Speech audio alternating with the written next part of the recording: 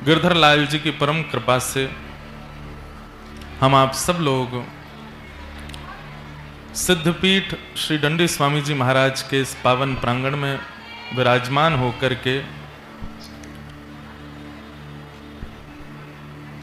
75वां श्री हरिनाम संकीर्तन और 25वें वरदान दिवस महोत्सव को मनाने के लिए उपस्थित हुए हैं। आज जिसका प्रथम दिवस यहाँ प्रारंभ हो रहा है और जैसा मुझे पता चला कि आगामी 38 दिन तक ये उत्सव यहाँ चलने वाला है। काश ठाकुर जी की कृपा होती कि हम 38 दिन हम ही कथा करते तो कितना सुख मिलता। 38 दिन तक रोज, और ऐसा पंडाल, ऐसी व्यवस्था हमको पहली बार मिली। आगे भी श्रोता हैं, इधर भी श्रोता हैं, पीछे भी श्रोता हैं।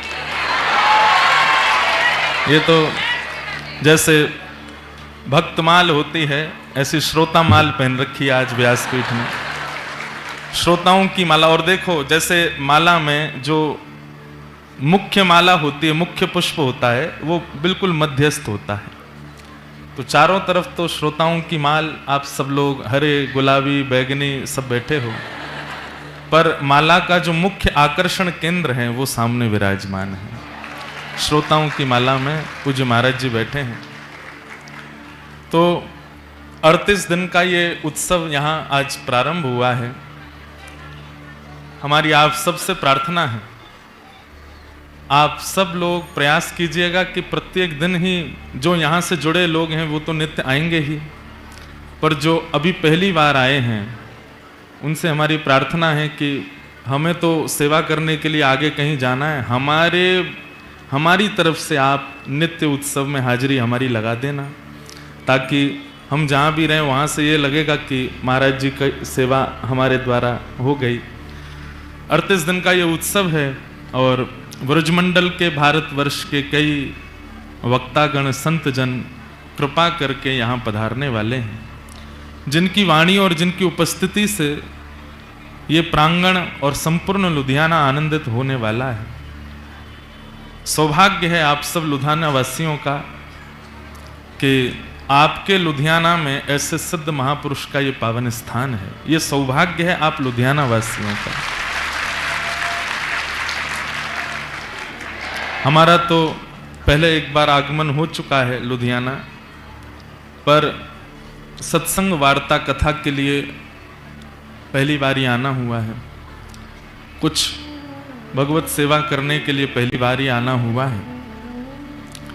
और हम पुनः कह रहे हैं, ये 10 वर्ष की कथा सेवा की हमको प्रसादी मिली है कि महाराज जी के सन्मुख आके अपने भाव सुनाने का अवसर मिल रहा है। हम ज़्यादा समय भूमिका में व्यर्थ नहीं करेंगे। अनुभूतियां तो बतानी नहीं चाहिए, बहुत ध्यान से सुनिए। जो लोग नहीं सुन पाएंगे ना, वो बहुत कुछ खो देंगे। इसलिए हमारी प्रार्थना, खड़े होके, लेट के, टेढ़े होके, जैसे सुनने को मिल जाए सुन लो, जहां जगह मिल जाए बैठ जाओ, सुन लो। विक्षेप हो देखने में व्यास मंच तो कोई बात नहीं, कान, आंख बंद करके कान से सुन लीजिए, पर सुन लो। अनुभव ज्यादा प्रचार नहीं करने चाहिए, क्योंकि हम वक्ता हैं तो कई बार श्रोताओं के चित्त में विश्वास प्रकट करने के लिए अपने अनुभव बताने पड़ते हैं। लाल जी के साथ हुए अनुभव, संतों के साथ हुए अनुभव, सिद्ध पीठों में जाकर के किए हुए अनुभव। पर हमारे रसिक संत कहवें कि प्रेम बतावे सो प्रेम घटे। प्रेम का जितना प्रचार, अनुभव का जितना प्रचार हम कर देते हैं, उतना अनुभव घट जाता है, उतना वह प्रेम और वह होने वाला जो भाव है वो घटने लगता है। इसलिए अनुभूतियों को गुप्त रखना चाहिए। व्यक्ति अपने दोषों को गुप्त रखता है, अपने गुणों का प्रकाश कर देता है। इसीलिए दोष सदा रह जाते हैं और गुण चले जाते हैं। गुण का प्रकाश कर देता है। अब आप लुधियाना में कई लोगों को जानते होंगे, वो लोग जरूर प्रकाश करते होंगे, महाराज जी हम तो हर महीना गिरिराज जी जाते हैं, हर महीना हमारी परिक्रमा है, गिरिराज जी में जाकर के भंडारा करते हैं, पूड़ी सब्जी दाल चावल सब सेवार्थियों को बांटते हैं, परिक्रमा करने वालों को बांटते हैं। हम तो महाराज जी एक बस भर के सबको हर वर्ष हरिद्वार ले जाते हैं, गंगा स्नान कराते हैं, फ्री ऑफ कॉस्ट, 1 रुपया नहीं लेते। क्यों बताना है? दोष छुपा लिए, और जो छुपा है वो रह जाता है, और जो बता दिया वो निकल जाता है। धीरे धीरे गुण खत्म होने लग जाते हैं और दोष सदा के लिए चित्त में रह जाते हैं।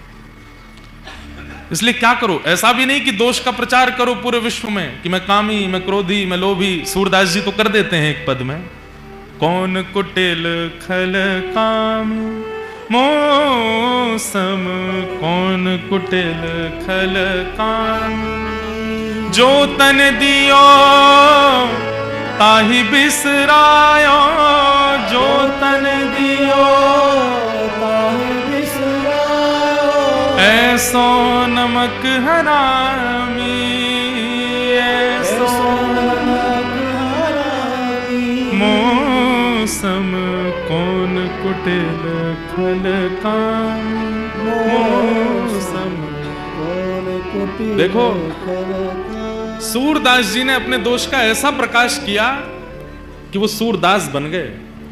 दोष गा दिया तो दोष निकल गया, दोष बता दिया तो दोष चला गया। दोष को बताया नहीं जाता, इसीलिए रह जाता है। वैद्य को पीड़ा ना बताई जाए, डॉक्टर को पीड़ा ना बताई जाए, तो अपनी रोग ना बताया जाए, रोग रह जाएगा। और एक समय आने पर वो धीमे धीमे इतना बड़ा होगा कि जिसका उपचार नहीं हो सकता, ऐसा रोग बन जाएगा, और फिर डॉक्टर कुछ नहीं कर पाएगा। इसलिए दोष का प्रचार सबको मत करो, पर आचार्यों को, गुरुजनों को, वैष्णव जनों को, और सबसे बड़ी बात ठाकुर जी को जरूर बताओ। नाथ हम योग्य तो नहीं, हमारी सामर्थ्य तो नहीं, ये जितना बवाल हमने कर रखा है ये सब आडंबर मात्र है, हम कैसे हैं ये आप जानते हो। इसलिए हमारी प्रार्थना गुण का प्रकाश ज्यादा नहीं, गुण का प्रचार ज्यादा नहीं, छुपाओ, अनुभव छुपाओ। तो यहां जो अनुभव हमको हो रहा है वो हम नहीं बताएंगे, यहां नहीं बताएंगे, कहीं हो तो हो सकता है बता दें, अभी नहीं बताएंगे। पर यह अनुभव अद्भुत है, और यह अनुभव अलौकिक है, विलक्षण है। बस इतने से ही समझ लो क्या अनुभव हो सकता है। महाराज जी ऐसो हमको आप बता रहे थे कि महाराज जी को इतने वर्ष हो गए, इतने, पर लग ही नहीं रहा है, ऐसा लग रहा है कि वो सन्मुख ही विराज रहे हैं, और हम तो दृष्टि मिला ही नहीं पा रहे, वो एक टक ऐसे ही देख रहे हैं। सुनाओ तो ये अद्भुतता है। कुछ भक्त चरित्र सुनाने का भाव मन में आया, कुछ व्रज के भाव भी सुनाएंगे, कुछ भक्तों के चरित्र भी सुनाएंगे। पर चरित्र सुनकर के हम संतुष्ट हो जाते हैं, वैसे बन नहीं पाते। तो सबसे पहला प्रकाश इसी भाव का होना चाहिए कि हम वैसे बने कैसे। और आज एक ऐसे भक्त के हम चरित्र सुनाने चाहते हैं जो हमने बचपन में सुना है। जब हमारी माता जी वो रात बचपन में कई चरित्र सुनाती थी। हमारे भारत में एक दिव्य महापुरुष हुए, परम पूजनीय प्रातस्मरणीय भक्तमाली श्री नारायण दास जी महाराज, श्री बक्सर वाले मामा जी, उनके कथा हमारी माता जी बहुत सुनती, और उन्हीं के द्वारा सुनाया गया बचपन का एक प्रसंग आज मैं उसको दोहरा रहा था कि पहली बार सिद्धपीठ जा रहे हैं तो वहां क्या सुना मैं। तो परम भक्त श्री चंद्रहास जी का चरित्र सुनाएंगे, जितना संभव हो पाएगा। आप सब लोग सुनिएगा, 2 दिन का ही समय है, आज और कल। पर भक्त के लक्षण, एक बात हमारी बहुत ध्यान से सुनिए सब लोग। हम हर कथा में एक बात कहते हैं कि भक्त कैसे बने। 2 प्रकार के भक्त हैं। एक भक्त तो वो जिसको ठाकुर जी प्रिय हैं, एक भक्त तो वो जिसको ठाकुर जी प्रिय हैं, और दूसरा भक्त वो जो ठाकुर जी को प्रिय है। हमारी श्रेष्ठता, हमारी योग्यता, हमारा साफल्य और हमारा सब कुछ क्या है, हमको ठाकुर जी प्रिय रहें है। पर एक दिन ऐसा आवे कि ठाकुर जी को हम प्रिय लगने लगे, हरि प्रिय। हम अभी ऐसे बन नहीं पाए। अच्छा, इसका प्रमाण क्या है कि हम ठाकुर जी को प्रिय लग चुके हैं? आप संतन को प्रिय लगने लग जाओ, वैष्णवन को प्रिय लगने लग जाओ, ब्रजवासीन को प्रिय लगने लग जाओ, जिनके मस्तक पर तिलक धारण है, कंठ में कंठी धारण है, जिह्वा पर नाम धारण है, एकादशी व्रत नियम निष्ठा से करते हैं, उनको आप प्रिय लगने लग जाओ तो समझ जाओ आप धीरे धीरे आप हरिप्रिय हो रहे हो।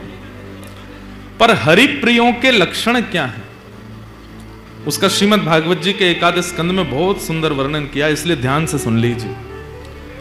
हरिप्रिय बनना है, हरि तो सबके प्रिय हैं, उन्हें जो एक बार देख लेता है वो उनका प्रिय हो ही जाता है, पर उनको कौन प्रिय लगता है उसके लक्षण क्या है, ध्यान से सुनो। और ये समस्त लक्षण श्री चंद्रहास जी में। सर्वभूतेषु यः पश्येत् भगवद भावमात्मना भूतानि भगवत्यात्मन एष भागवतोत्तमः। इसको कहते हैं उत्तम भागवत। उत्तम मध्यम साधारण। हम आप सब लोग साधारण स्थिति में हैं अभी। साधारण से मध्यम बनने का प्रयास करो और मध्यम से उत्तम। साधारण को भगवान प्रिय होते हैं, उत्तम भगवान को प्रिय होता है। आपको राधारमण जी प्रिय हैं, राधारमण जी को आप प्रिय हो, यह बात अभी कच्ची है ना, अभी आप प्रिय नहीं हो उनके। राधा वल्लभ जी आपको प्रिय हैं, पर राधा वल्लभ जी को आप प्रिय हो, यह बात अभी आप नहीं कह सकते। तो ये कब कह पाओगे? कहनी तो खैर कहोगे ही नहीं, लेकिन ठाकुर जी तो कहेंगे कि तू मोह प्रिय है। उसके लिए क्या करना पड़ेगा? तो यहां पर कितनी अच्छी, सर्वभूतेषु यह पश्येत, जो सबको देखे तो सब में अपने ठाकुर को देखे। ये भी राधा रमण, वो भी राधा रमण, यहां भी राधा रमण, पीछे भी राधा रमण, ये भी राधा वल्लभ, वो भी बिहारी जी, सब मेरे ही हैं, सबके चित्त में ठाकुर जी हैं। यहाँ जितनी माताएं बैठी हैं, भाई लोग बैठे हैं, इनका रूप देख देख चश्मा पहन के राधा रमण जी आए हैं, कैसी दाढ़ी सी बढ़ाई के राधा रमण जी आए हैं। कई बालक ऐसे बाल खड़े कर ले, वाह राधा रमण लाल क्या हेयर स्टाइल करके आए हैं, मुकुट में तो बहुत देखे, पगड़ी में तो बहुत देखे, ये बढ़िया। ऐसी दृष्टि हो, बोलना नहीं है पर दृष्टि में आ जाए। कहीं श्री हरिराम व्यास जी हमारे व्रज के परम रसिक संत हुए, हरित्रयी हैं वृंदावन में, स्वामी श्री हरदास जी, श्री हितरवंश महाप्रभु और श्री हरिराम व्यास। हरिराम व्यास जी के चरित्र में आता है कि हरिराम व्यास जी सबको कैसे देखते हैं। कोई जैसे कई लोगों की हाइट नहीं बढ़ पाती, छोटे रह जाते हैं, थिकनेस से ही रहते हैं, तो हरिराम व्यास जी देखते कहते देखो वामन भगवान आ रहे हैं चलते हुए, छोटे से हैं, वामन भगवान। कोई बहुत क्रोधी दिख जाता, बात बात पे क्रोध आता है, गुस्सा आता है, सबसे लड़ने बैठ जाता है, कलेश ही करता रहता है। अब संसारी दृष्टि में तो हम लोग उसको दोष देख लेते हैं, अरे राम ये इससे तो पास दूर ही रहो, इससे लड़ता ही रहता है। पर हरिराम व्यास जी कैसे कोई बहुत लड़ने वाला दिख जाता, ओहो परशुराम जी हैं, चित्त में परशुराम जी विराजमान, नेक में ही क्रोध आ जाए। किसी को बहुत चंचल देख लेते हैं, बहुत उधम मचावे, कभी यहां कभी वहां कभी, ओहो ठाकुर जी हैं, ये तो कन्हैया लाल है, नंद जी को लाला आगो है। और कोई बड़ा धीर गंभीर एक आसन में बैठा है, धीमे बोलता है, कम खाता है, रघुनाथ जी हैं, साक्षात राम जी आए। कोई शरीर में बड़ा विशाल, एक तो होता है मोटा, मोटा नहीं कहेंगे, विशाल। कई लोग होते हैं उनकी जिम विम जा जाके ऐसी पूरी बना ली है अपना शरीर, विशाल काय लगता है उनका स्वरूप। कौन है वो? नृसिंह भगवान। देखते ही थर थर डर लग रहा है।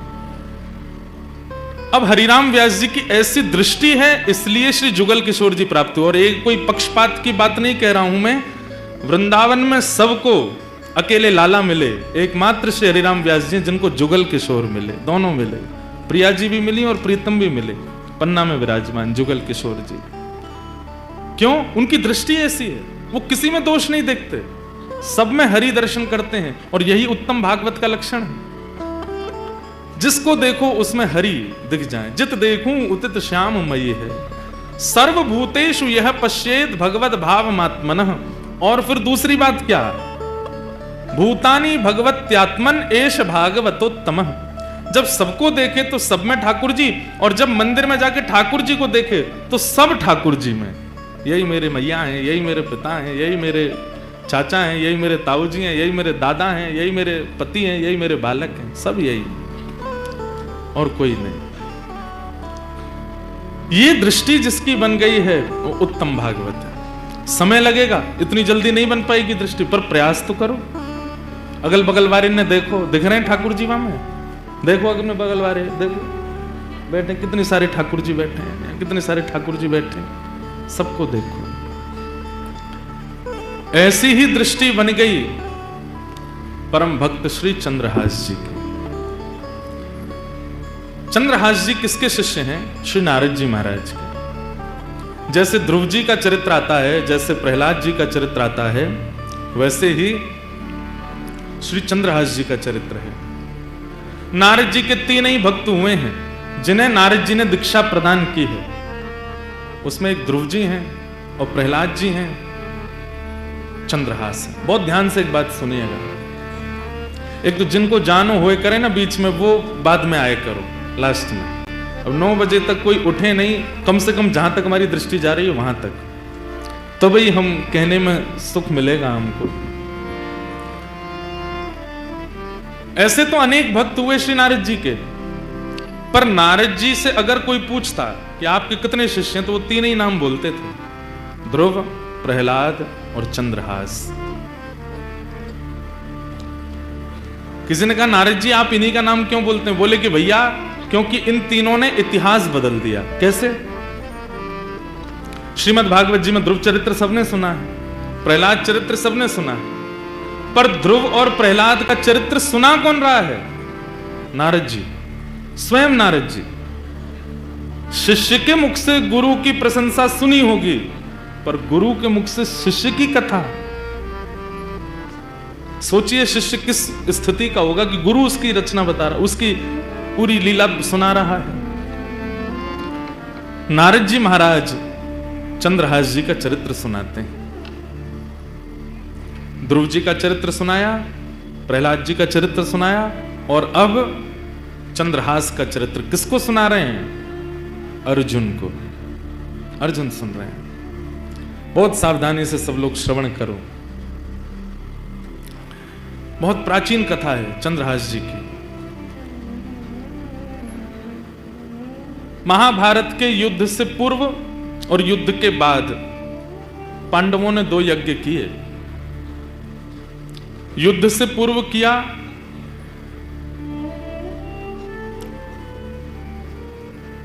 अश्वमेध यज्ञ,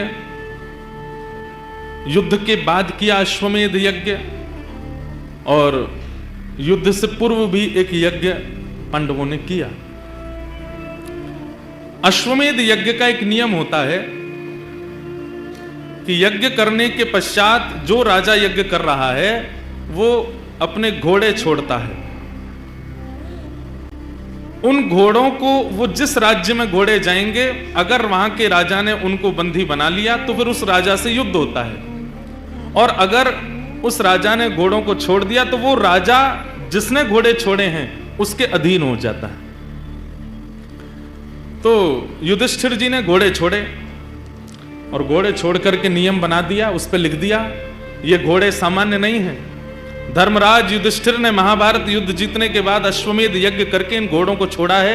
ये जिस जिस दिशा में जिस जिस राज्य से होके निकलेंगे वो सारे राज्य युधिष्ठिर के माने जाएंगे। वहां के राजा युधिष्ठिर के नीचे काम करेंगे, और अगर इस भाव से किसी को दिक्कत हो तो युधिष्ठिर से युद्ध लड़ने के लिए तैयार रहना। घोड़ों के पीछे सेना लेकर के अर्जुन चल रहे थे। 2-4 लोगों ने घोड़ों को अपने राज्य में घुसने से मना किया तो अर्जुन ने युद्ध करके उनको परास्त कर दिया। इसी प्रकार फिर जब वो घोड़े पूरी पृथ्वी की चक्कर लगा के वापस आ जाते तब उस राजा को कहा जाता चक्रवर्ती सम्राट। इसको कोई नहीं हरा पाया। युधिष्ठिर जी ने घोड़े छोड़े, राज्यों में प्रवेश करते, कई राजा तो अधीन हो जाते, बोले हम युधिष्ठिर जी के नीचे रहने को तैयार हैं। कई नहीं रहते तो अर्जुन युद्ध करके उनको नीचे कर देते। सब जगह भ्रमण करते करते जब वह घोड़े कुंतलपुर पहुंचे, हस्तिनापुर से थोड़ी दूर पूर्व ही एक कुंतलपुर नाम का स्थान पड़ा, जहां पर वे घोड़े पहुंचे, और जैसे ही उन स्थान में घोड़ों का पहुंचना हुआ, कोई राजा या सैनिक नहीं आया रोकने। प्रवेश करते ही कुंतलपुर में घोड़े अपने आप अंतर ध्यान हो गए,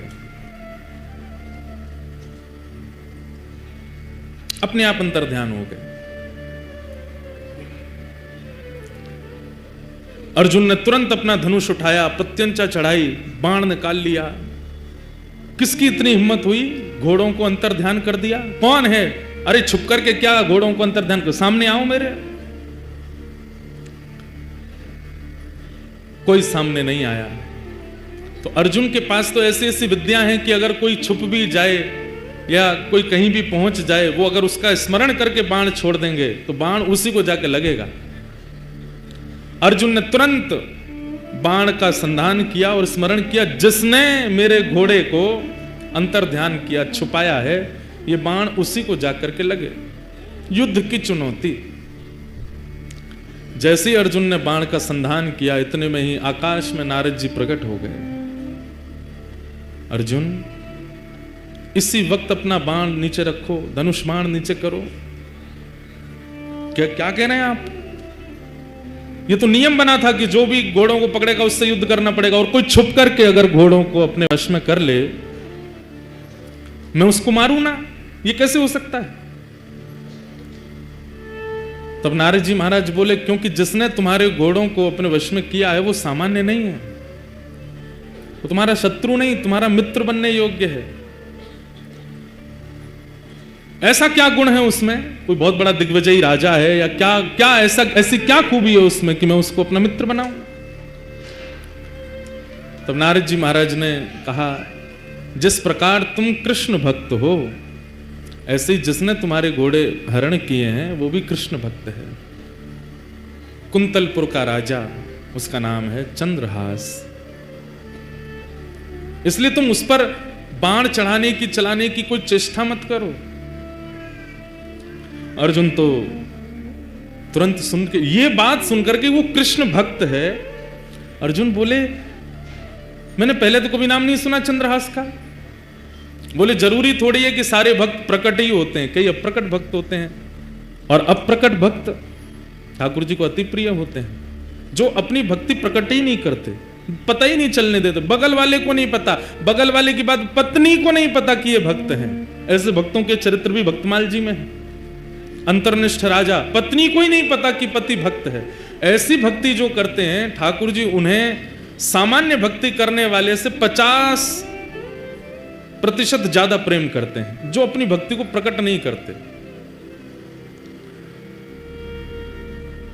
अब आप इतनी संख्या में आए, हम कथा करने जाते हैं, इतनी संख्या में लोग आ जाते हैं, इतनी बुरी स्थिति कई जगह होती है कि हाथ पांव टूटने तक की स्थिति हमारी बनती है कई बार। पर यह कोई बहुत प्रशंसा की बात नहीं है। इतने लोग जानते हैं, इसका मतलब ठाकुर जी हमसे ज्यादा दूसरों को प्रायोरिटी देंगे, क्योंकि हमारी भक्ति प्रकट हो गई, हमारे प्रवचन प्रकट हो गए, हमारे भाव प्रकट हो गए।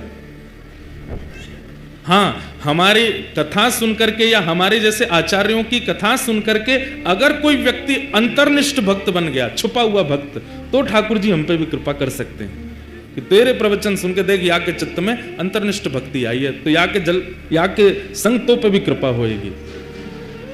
प्रचार बहुत ज्यादा हो जाता है ना, ठाकुर जी फिर समय लगाते हैं मिलने में, लेकिन अब क्या कर सकते हैं। कलयुग में युवाओं का, आप सब लोगों को कथा सुना करके भी तो कुछ ना कुछ, ठीक है आप पहले मिल ली हो ठाकुर जी से, फिर ठाकुर जी से कहते इनकी कथा सुन के आए, इनको भी बुला लो, ऐसा कुछ कर लेना। तो अंतर्निष्ठ भक्त जो होता है वो ठाकुर जी को बहुत प्रिय होता है, जिसकी ज्यादा प्रचार नहीं, जिसको ज्यादा लोग जानते नहीं, ठाकुर जी को बहुत प्रिय। हमारे ब्रज में कई अंतर्निष्ठ महात्मा हैं जिनको कोई नहीं जानता। गिरिराज जी में, वृंदावन में, बरसाने में, नंदगांव में, और अगर कोई लोग आ भी जाते हैं ना तो वो दूर से ही देख लेते हैं, और जैसे ही देखते हैं कि कोई हमसे मिलने के लिए आ रहा है, इसको किसी ने हमारे बारे में बता दिया, तो वो ऐसी हरकत करने लगते हैं कि आदमी सोचता है कि ये पागल हैं, डर के मारे भाग जाते हैं कि हमारे पास कोई ना आवे, हमसे कोई ना मिले। ऐसे कई भक्त हैं ब्रज में।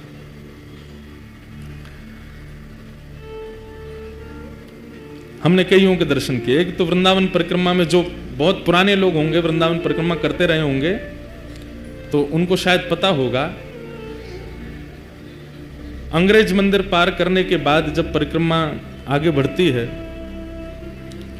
और धानुका आश्रम आदि सब पार करने के बाद एक चौराहा पड़ता है, जहां से हमारे आजकल परम पूजनीय श्री प्रेमानंद जी महाराज निकलते हैं परिक्रमा मार्ग में, जहां से वो आते हैं, उस स्थान पे उसी जगह पे, उसी चौराहे पे एक बाबा पड़े रहते थे निर्वस्त्र, और वो चलते फिरते परिक्रमा करने वालों को कंकड़ पत्थर मार देते थे।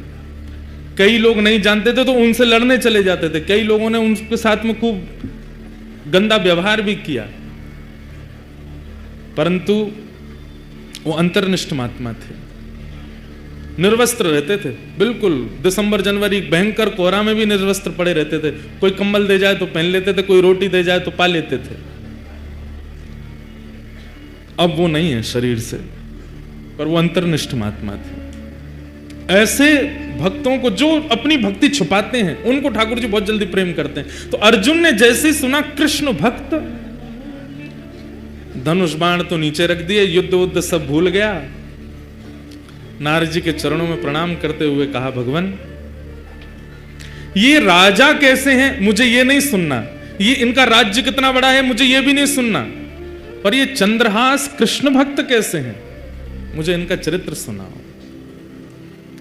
और आपको सुनकर के आश्चर्य होगा, नारद जी महाराज बोले तो फिर अस्त्र शस्त्र दूर रखो, अस्त्र शस्त्र दूर रखे। बोले पूरी सेना को कहो ये भी अस्त्र शस्त्र दूर रखें, सब लोग बिल्कुल श्रोता बन करके बैठो।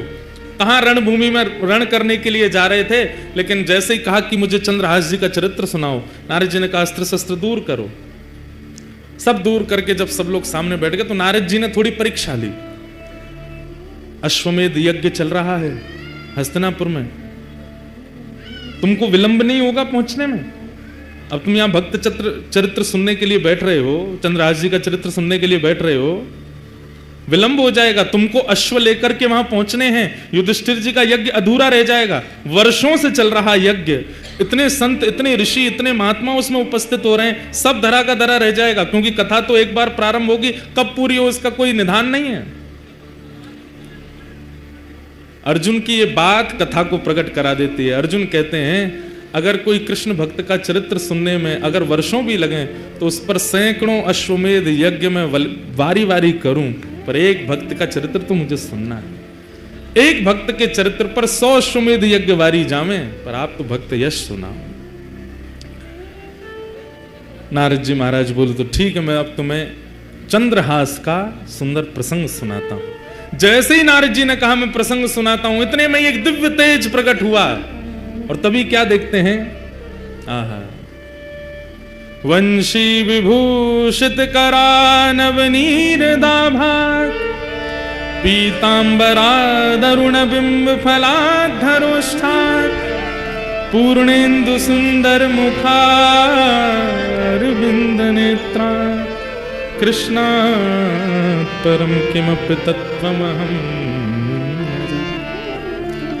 एक तेज प्रकट हुआ। अर्जुन बोले ये तेज कैसा? अर्जुन को लगा शायद चंद्रहास जी आ रहे होंगे, पर जैसे ही तेज विश्राम हुआ, मुरली मनोहर श्याम सुंदर प्रकट हो गए, और प्रकट होकर के अर्जुन के बगल में आसन लगाया, वहीं बैठ गए। अर्जुन बोले नाथ ये कैसी लीला आपकी? बोले भागवत की कथा सबको सुनने का अधिकार है, भक्त चरित्र का मुख्य श्रोता तो मैं हूं, सबसे पहले मैं आकर के बैठूंगा, व्यास जी का तिलक करूंगा तभी कथा होएगी। भक्त चरित्र तो मैं सुनता हूं। चंद्रहास का चरित्र यहां पर सुनाया जाएगा या किसी भी भक्त का चरित्र सुनाया जाएगा, मेरे बिना नहीं प्रारंभ हो सकता, तो मुझे आना पड़ेगा। आप सब इतनी संख्या में बैठे हैं, आप सबके बीच में मुंह छुपाए चुपचाप ठाकुर जी बैठे हैं, क्यों? एक भक्त चरित्र प्रारंभ हो रहा है। भक्त का चरित्र तो ठाकुर जी सुनते। ठाकुर जी प्रकट हो गए, अर्जुन के बगल में आकर के बैठ गए। अर्जुन के तो भाव ऐसे प्रकट हो रहे हैं, नाथ कितनी कृपा। नारद जी महाराज भावुक हो गए, भगवान आज्ञा हो तो अब मैं चरित्र सुनाना प्रारंभ करूं। ठाकुर जी बोले निश्चित सुनाओ, अब कोई विघ्न नहीं आएगा, कोई रुकावट नहीं आएगी, तुम तो सुंदर अब चरित्र सुनाओ। केरल देश में एक राजा थे,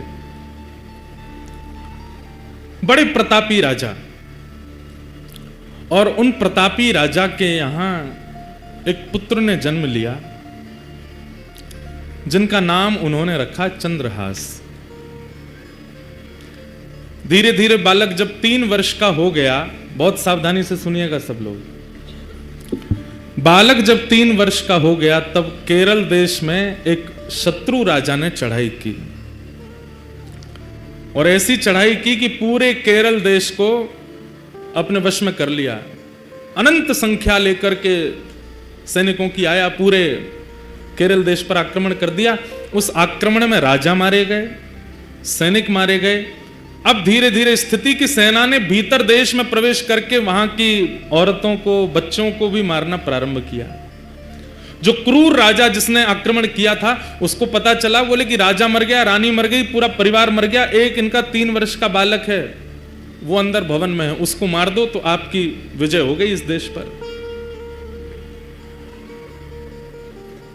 जैसे ही उस राजा ने अंदर प्रवेश करना प्रारंभ किया तो एक धाई मां, जो बालकों की आजकल कह दें तो बेबी सिटर करते हैं ना, बच्चों की जो ध्यान रखते हैं, दूध पिलाना, खिलाना, नहलाना, बड़े बड़े घरों में रखते हैं लोग, एक धाई मां, उनकी एक धाई मां चंद्रहास बालक की, उसको जैसे ही पता चला कि कोई आक्रमण में सब मारे गए हैं और अब वो राजा यहीं आ रहा है इस बालक को मारने के लिए, तुरंत बालक को उठा करके उसके जितने राजकीय वस्त्र थे सब उतार दिए, सोने चांदी आदि जो भी उसने पहन रखा था सब उतार उतार करके फेंक दिए। मैले कुचैले वस्त्र जो सामान्य लोगों के होते हैं वो बालक को पहना दिए, कालीत उसके मुख पर पोत दी, अजीब सा उसका रूप कर दिया, केश बिखेर दिए, कड़ूले आदि सब उतार उतार करके फेंक दिए और अपने सौल में लपेट करके बालक को लेकर के जा रही हैं। बालक से कह रही हैं, 3 वर्ष के हैं अभी चंद्रहास, कह रही हैं कोई अगर पूछे कि ये कौन है तो तुम धाई मां मत बोलना है, बोलना ही मेरी मां है, बेटा आज से मैं ही तेरी मां हूं। माता पिता दोनों चले गए, पूरा राज्य नष्ट हो गया। धाई मां ने बालक को अपनी सौल में लपेटा, गोद में लेकर के पीछे के रास्ते से सामान्य लोग जहां से भाग रहे थे वहीं से निकल के जाने लगे। जगह जगह नाकाबंदी पर सबको देखा जा रहा था। अंदर से राजा ने घोषणा कर दी कि राजकुमार को लेकर कोई भाग गया है, ढूंढो उसको, कहां है। बहुत सुंदर चरित्र बंधुओं, सावधानी से सुनना। बालक को लेकर के धाई मां जैसे ही बाहर आने लगी तो एक सैनिक ने रोका। कौन हो? महाराज मैं तो सामान्य स्त्री हूं, मेरा घर जल गया, पति मर गए, जा रही हूं, कहीं भाग जाऊंगी, मुझे भी मार देंगे नहीं तो। कौन है ये बालक, इसका मुख दिखाओ। बालक का जब रूप दिखाया तो फटे कुचैले वस्त्र पहने, मुख पर गंदगी लपेटी हुई, लगी रहा था कि धाई मां का ही बालक है। ए बालक, ये कौन है? चंद्रहास बोले, ये मेरी मां है। ठीक है, जल्दी जाओ, निकलो यहां से। जैसे तैसे वहां से प्राण बचा करके उस बालक के वो धाई मां निकल गई। बहुत व्याकुल है चित्त से, इतनी दूर जाना है कि कहीं से भी उस राजा को ये राजकुमार मिल ना जाए। तो दक्षिण केरल देश से चलकर के वो मां उत्तर भारत तक चल करके आई बालक को लेके। महीनों लगे, साल लगे, कितना समय लगा पता नहीं। और ग्वालियर के पास में जो कुंतलपुर गांव जिसके बारे में हम लोग सुनेंगे, जहां के ये राजा बने कालांतर में, वहां पहुंच गए। वहां के तत्कालीन राजा कोई थे, उनके मंत्री थे, उसका नाम था दृष्टबुद्धि। क्या नाम था? दृष्टबुद्धि। दृष्टबुद्धि के पास जाकर के दाई मां ने कहा, मैं दासी हूं, बहुत निपुण हूं, आप मुझे जो काम कहेंगे मैं करने को तैयार हूं, मुझे कोई नौकरी दे दीजिए। मां को लगा अब उत्तर भारत में कम से कम इतने 1000 किलोमीटर की दूरी है, कम से कम यहां सुरक्षित रहेंगे राजकुमार। दृष्टबुद्धि, दृष्टबुद्धि कुंतलपुर के राजा के मंत्री हैं। मंत्री ने जैसे देखा, अच्छा ठीक है, हमारे यहां तो बहुत सेविकाएं हैं, काम तो लगे रहते हैं, क्या कर सकती हो? बोले जो कहोगे वो करने को। और ये तुम्हारा बालक, ये तो छोटा है, खेल लेगा यहां बाहर बच्चों के साथ में, ठीक है। और वहां उस धाई मां को एक नौकरी मिल गई, राजा के दरबार में कुछ काम आदि करती। और चंद्रहास राजकुमार, अब पूरा नगर दाई मां को जानता है, जितने लोग जानते हैं सब कहते हैं ये बालक कौन है? बोले कि ये दासी पुत्र है। कहां एक राजमाता का पुत्र कहां एक राजा का राजकुमार, और अब क्या बन गए हैं? दासी पुत्र। 2-2 दिन तक भोजन नहीं मिल पाता है, रात्रि सोने की व्यवस्था नहीं हो पाती है, दाई मां के साथ ही चंद्रहास रहते हैं। बंधुओं, यही जीवन है। कब दिन बिगड़ जाएं या बदल जाएं कुछ कह नहीं सकते हैं। और एक बात हमेशा याद रखिएगा, दिन होना और रात होना इस बात का प्रतीक है। इस संसार में कोई भी व्यक्ति या इस सभागृह में कोई भी व्यक्ति यह नहीं कह सकता कि मैंने आज तक केवल दिन ही देखा है, रात नहीं देखी, या रात देखा है दिन नहीं देखी। सब देखा है। इसका मतलब दिन क्या है? यश। दिन क्या है? संपत्ति। दिन क्या है? प्रबलता। दिन क्या है? ऐश्वर्य। और रात्रि क्या है? सब इसका उल्टा। सबको देखना पड़ता है। और एक बात कहें आपको, बहुत फैक्ट बात है, हम सबका जीवन 10-10 वर्षों में विभाजित है। 10 वर्ष अच्छे निकलेंगे, 11वें वर्ष से फिर 10 वर्ष कुछ कठिनाइयां रहेंगी, फिर अगले 10 वर्ष ठीक निकलेंगे, फिर अगले 10 वर्ष कठिनाइयों से निकलेंगे। इसी को कहते हैं कि 10 वर्ष हम लोग सीखते हैं और 10 वर्ष उस सीखे हुए से कमाते हैं। सबके जीवन में ये नियम आता ही है। किसी किसी के प्रारंभ जीवन में ही आ जाता है, किसी के मध्य जीवन में, किसी के अंत जीवन में, पर ये 10 वर्षों का विभाजन चलता ही रहता है। राजा, केरल देश के राजा का पुत्र अब दासी पुत्र है। सूरदास जी एक पद गाते हैं। ये पद वैसे तो हमारे व्रज में गोपियां उद्धव जी से कहती हैं, क्योंकि उद्धव जी महाराज वृंदावन गए थे और ठाकुर जी से कह के गए थे कि सुबह जा रहा हूं, शाम तक आ जाऊंगा। लेकिन उद्धव जी कितने दिन में लौट के गए? 6 महीना लग गए उद्धव जी को। तो उद्धव जी जब गोपियों को समझाने के लिए आए तो गोपियां उद्धव जी को देख करके क्या कह रही हैं? वही शब्द श्री सूरदास जी गा रहे हैं। क्या? ऊधो जब टेढ़े दिन आवे, ऊधो जब टेढ़े दिन, ऊधो जब टेढ़े दिन आवे, ऊधो जब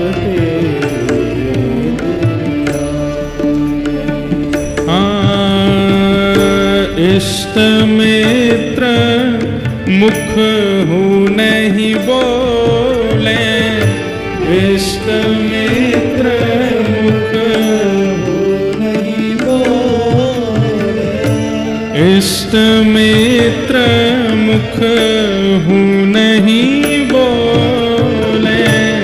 इष्ट मित्र सुनने लायक पद है, याद करने लायक पद है।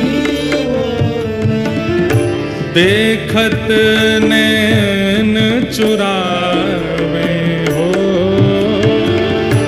देखत नैन ऊधो जब टेढ़े दिन आवे, ऊधो जब टेढ़े ऊधो जब टेढ़े दिन आवे। अंत में गोपियां कह गई, टेढ़े दिन आते हैं, सबके भाग्य से आते हैं, पर विधिना के आगे छिन न टिक पावे। अगर किसी के चित्त में, गोस्वामी तुलसीदास जी प्रसिद्ध बात है, सबको पता है, दीन कहे धनवान सुखी, धनवान कहे सुख राजा को भारी, राजा कहे महाराजा सुखी, महाराजा कहे सुख इंद्र को भारी, इंद्र कहे चतुरानन को सुख, ब्रह्म कहे सुख विष्णु को भारी, तुलसीदास विचार कहे हरि भजन बिना सब जीव दुखारी। सब दुखी। कष्ट का समय सबके जीवन में आता है बंधुओं, बस उस समय पर धैर्य मत खोइएगा। ये 10 दिन में जो भजन किया, 10 वर्ष में जो भजन किया, वो 10 वर्ष कष्ट के जमावेंगे। तब उस भजन से बल लेकर के बस उससे जूझ लीजिए, निकल लीजिए, शांत रहिए, मौन रहिए। आज चंद्रहास जी एक दासी पुत्र हो गए। कैसा उनका जीवन? छोटे बच्चों के साथ में बाहर गली में खेलते हैं, नाली में गिर जाते हैं। सब कुछ राजकीय अब नष्ट हो चुका है और दासी पुत्र के नाम से ही जाने जाते हैं। लेकिन ठाकुर जी जब परीक्षा लेने पे आते हैं तो बंधु अति कर देते हैं कई बार।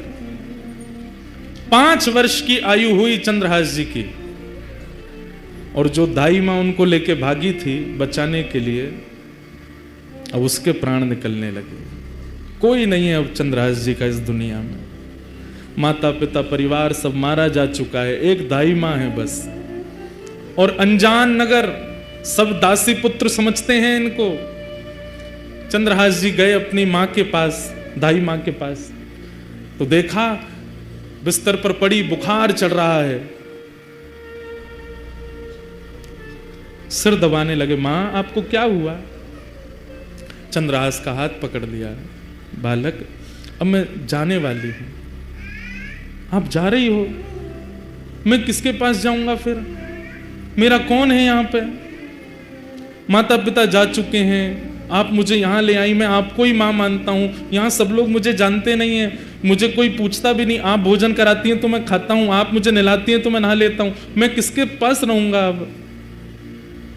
सुनो चंद्रहास, इधर आओ। आज के बाद कोई पूछे तुम्हारी माँ कौन है तो कहना कृष्ण मेरी माँ है। कोई पूछे तुम्हारे पिता कौन है तो कहना कृष्ण मेरे पिता है। कोई पूछे कि तुम्हारा आश्रय कहाँ है तो श्री कृष्ण के चरणार बिंदों को ही अपना आश्रय बताना। कोई पूछे तुम्हारा सर्वस्व कौन है तो कृष्ण ही तुम्हारे सर्वस्व है। बोलो चंद्रहास तुम्हारी माँ कौन है? चंद्रहास रोते हुए बोलते हैं कृष्ण मेरी माँ है। जानते भी नहीं है कृष्ण है कौन, बस माँ समझा रही है। कौन है तुम्हारी माँ? कृष्ण मेरी माँ। तुम्हारे पिता कौन है?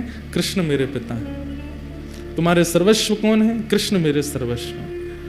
और यही कृष्ण मेरे सर्वस्व, कृष्ण मेरे सर्वस्व कहते कहते कहते दाई माँ ने भी प्राण त्याग दिए। अकेले रह गए हैं चंद्रहास पूरी दुनिया में, अब कोई नहीं है उनके पास। नारद जी कथा सुना रहे हैं और सामने बैठ के कृष्ण अर्जुन दोनों रो रहे हैं। चंद्रहास जी का चरित्र। चली गई मां, किसी के घर में किराए पर या कैसे भी रहती थी, उन घर वालों ने अब चंद्रहास जी को घर से निकाल दिया। मां तो थी, काम करके कुछ देती थी, अब तू अकेला क्या करेगा यहां पर, निकल जा। छोटे से 5 वर्ष के चंद्रहास निकल गए घर से। कभी किसी वृक्ष के नीचे सो जाते हैं, कभी किसी तालाब के पास पहुंच करके वहां जल पी लेते हैं। नगर में ही रहते हैं, किसी ने नगर से नहीं निकाला, पर अपने घर कोई नहीं बुलाता उनको। जो बच्चे खेलने आते थे वो भी अब दूर दूर रहने लगे। बस एक ही बात रटते रहते हैं, कृष्ण मेरी माँ है, कृष्ण मेरे पिता हैं, कृष्ण मेरे सर्वस्व हैं। कृष्ण मेरी माँ है, कृष्ण मेरे पिता हैं, कृष्ण मेरे सर्वस्व हैं। कभी कोई साधु महात्मा मिल जाते हैं, अरे बालक अकेले कहां घूम रहे हो, छोटी अवस्था, माँ कहां है तुम्हारी? कृष्ण मेरी माँ है। अरे पिता कहां है तुम्हारा? कृष्ण मेरे पिता हैं। घर कहां है तुम्हारा? ठाकुर जी के, कृष्ण के चरण ही मेरे घर है। संत जन देख करके सुन के बड़े खुश होते, हृदय से लगाते, फल आदि दे देते। तो चंद्रहास जी खूब प्रेम से पाते। 5 दिन हो गए, प्रसाद नहीं मिला, खा लेते। ऐसी स्थिति चंद्रहास जी की रहती है। कुछ गांव के बच्चे उनको मित्र तो मानते थे, पर दूर से ही उनके साथ में देख करके बस दूर ही रहते थे, माता पिता जाने नहीं देते थे। एक दिन चंद्रहास बैठे, कुछ बालक छुप करके आ गए उनके पास। बोले चंद्रहास हमारे साथ कुछ खेलो ना।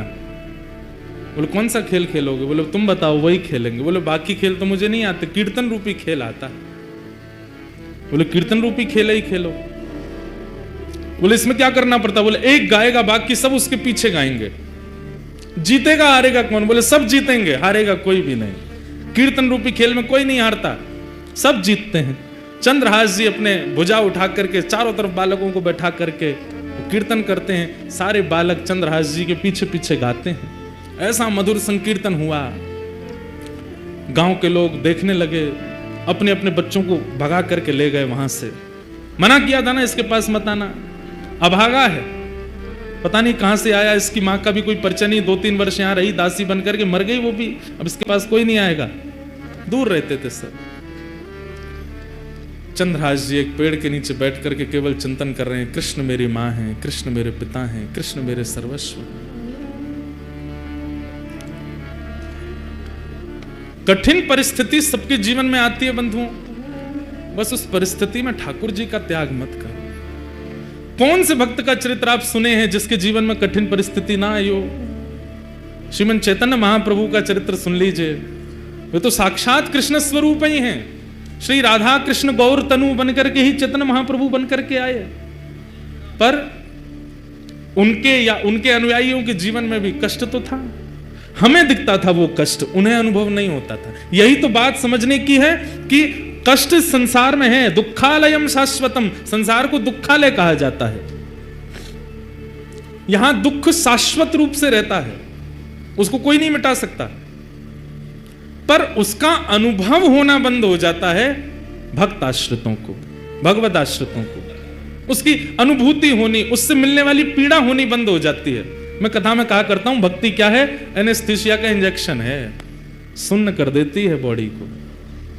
फिर चाहे जितनी विपत्ति आवे, जितने कष्ट आवे, जितने संकट आवे, आते तो हैं कष्ट, अनुभव नहीं होते, पता नहीं चलते, सबको पार कर लेते हैं।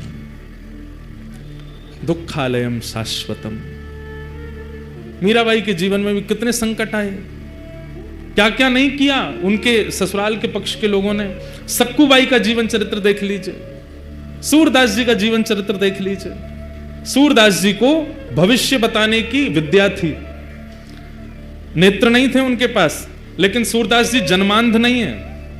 कुछ पीड़ा हुई थी जिसके कारण उनके नेत्र की ज्योति चली गई, पर उनको एक दिव्य विद्या थी, सामने आकर के जो बैठ जाता था और जो पूछता था सूरदास जी उसको बता देते थे। पिताजी ने कहा, सूरदास इतनी अच्छी विद्या है तुम्हारे पास, तुम इससे धन क्यों नहीं लेते? बोले, पिताजी भगवत प्रदत्त विद्या को मैं बेच नहीं सकता, ये मैंने कहीं से सीखी नहीं है, ठाकुर जी की कृपा से मुझे प्राप्त है, मैं इसका विक्रय नहीं करूंगा। तो बोले, विक्रय नहीं करेगा? पूरे दिन घर में पड़ा रहता है, यहां पे भीड़ लगी रहती है, 1 रुपया तुम लेते नहीं हो, निकल जाओ घर से। निकल गए घर से। फिर भ्रमण करते हुए जब मथुरा पहुंचे, तब विश्राम घाट पर महाप्रभु वल्लभाचार्य जी का जब उन्होंने यश सुना, ध्यान से सुनो, भगवत प्रदत्त विद्या सबके जीवन में होती है। ठाकुर जी कोई ना कोई गुण देकर के सबको भेजते हैं। मेरे अंदर भी है, आपके अंदर भी, यहां बैठा कोई व्यक्ति ऐसा नहीं है जिसको भगवत प्रदत्त विद्या ना हो। एक गुण सबको देके भेजते हैं, पर उस गुण का सदुपयोग हम नहीं कर पाते। कई लोगों को पता चल जाता है कि हमारा कंठ बहुत अच्छा है, तो वो लोक रंजन में लग जाते हैं, सबको रिझाने में गा करके। कई लोगों को पता चलता है हमारा रूप बहुत सुंदर है, तो वो लोगों को लुभाने में लग जाते हैं। कई लोगों की पाक विद्या अच्छी, तो वो लोगों को खिलाने में लग जाते हैं। कई लोगों का नृत्य बहुत अच्छा, तो वो लोगों को रिझाने में लग जाते हैं। पता चल जाए कि कोई भगवत प्रदत्त विद्या है या भगवत प्रदत्त गुण हमारे पास है, उससे हरि को रिझाओ, हरि रिझेंगे। सूरदास जी महाराज को लगा कि मैं बिना नेत्रों के लोगों का भविष्य देख लेता हूं, लोगों की खोई चीज ढूंढ लेता हूं, लोगों का पास्ट पता है, फ्यूचर पता है, सब कुछ मुझे पता है बिना नेत्रों के, पर इस गुण से मैं संतुष्ट नहीं हूं। इसी भावना को चित्त में धारण करके श्रीमद् वल्लभाचार्य जी के पास गए, महाप्रभु जी के चरणों में प्रणाम किया। तो महाप्रभु जी ने उन पर दृष्टि डाल करके देखा, और जैसे ही ब्रह्म संबंध हुआ, जैसे ही गुरु दीक्षा प्रदान की श्री सूरदास जी को, सूरदास जी से कहा, तुमने बहुतों का भविष्य देखा है, तुम पास्ट में जा जा करके सबका देख लेते हो, अब मैंने तुम्हें ब्रह्म संबंध दे दिया है, अब ब्रह्म का पास्ट देखो, ठाकुर जी का जीवन चरित्र देखो। आहा, जैसे सूरदास जी ने नेत्र बंद करके चिंतन लगाया, अब किसी जीवात्मा का कोई भविष्य आदि नहीं दिख रहा है, या किसी जीवात्मा की पूर्व की स्थिति नहीं दिख रही, अब ठाकुर जी की लीला दिखने लगी उनको। और सूरदास जी ने, तब मेरे को सूरदास जी आज इसलिए याद आ रहे हैं, सामने ही बैठे हैं, वहीं ऊपर ही बैठे हैं, और बार बार अपना तंबूरा लेके ऐसे वो ठाकुर जी ऐसे बैठ करके सुन रहे हैं, तो मेरी बार बार दृष्टि पड़ती है, इसलिए बार बार सूरदास जी स्मृति में आ रहे हैं, लेकिन भाव की पुष्टि हो रही है, इसलिए मैं बोल रहा हूं। और सामने ही जब बैठे हैं, और कोई यहाँ शंकराचार्य जी भी बैठे हैं, ऋषि अत्रि भी बैठे हैं, वशिष्ठ जी भी बैठे हैं, पर हम वैष्णवों की ध्वजा लेकर के भक्ति के आगे यही चल रहे हैं। जैसे ही ब्रह्म संबंध हुआ, पहला पद सूरदास जी ने कौन सा गाया, इतना सुंदर पद है, बस मुझे मिल जाए। आहा,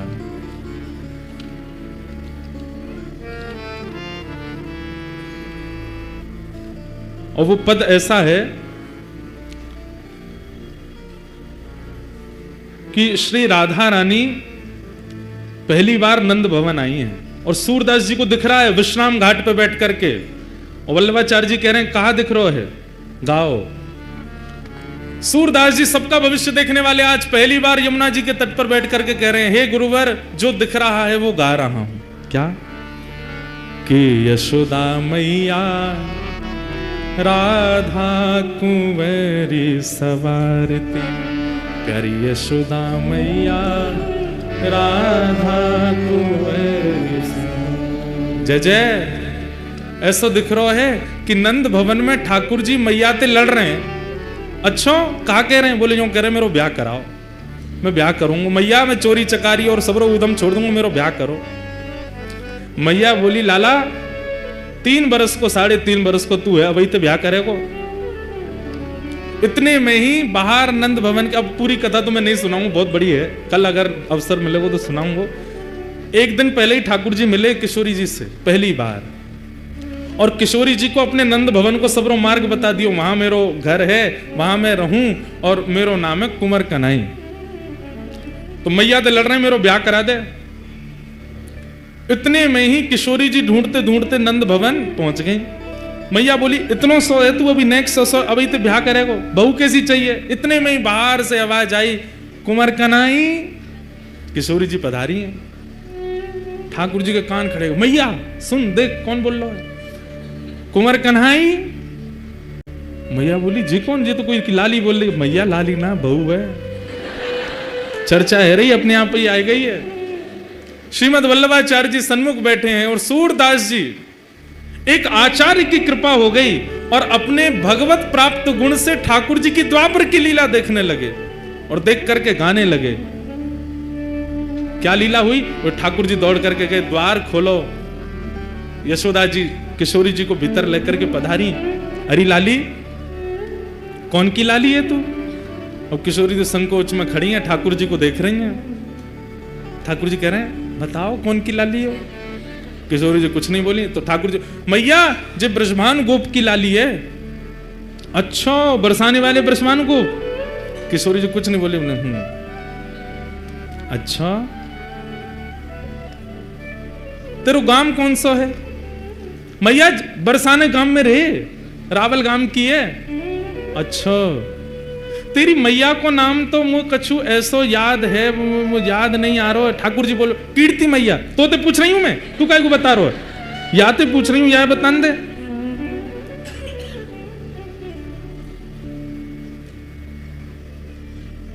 खेलन के मिस कुंवर राधिका, नंद भवन में आए हो।